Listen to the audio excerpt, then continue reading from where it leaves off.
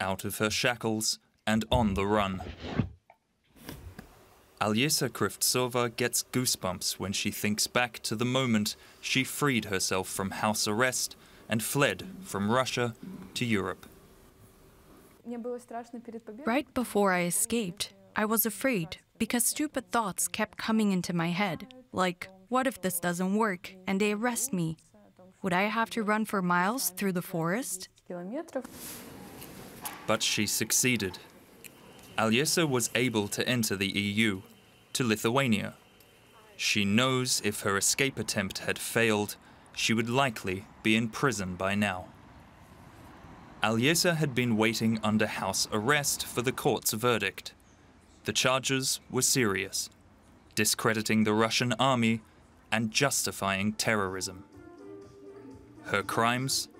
Handing out anti-war flyers and condemning the war in Ukraine in a private chat with her fellow university students. That was my protest. I chose the most harmless methods for it. Well, at least that's what I thought.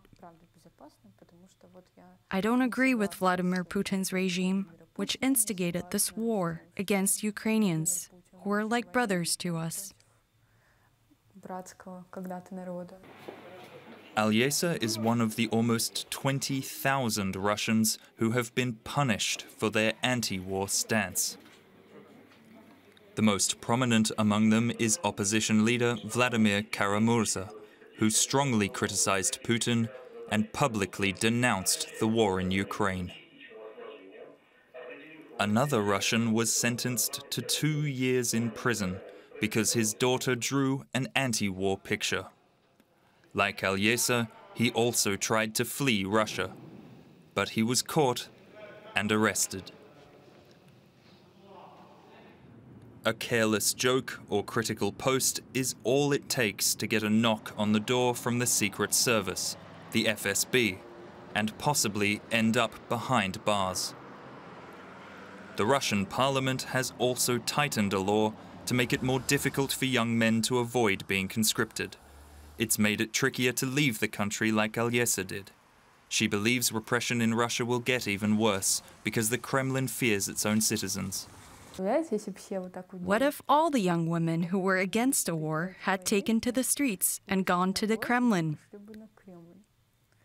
It's clear that people must be intimidated because of this. And that suits the Russian regime very well at the moment. Alyesa's dream is to become a journalist. In another, freer Russia, perhaps that wouldn't have to remain a dream.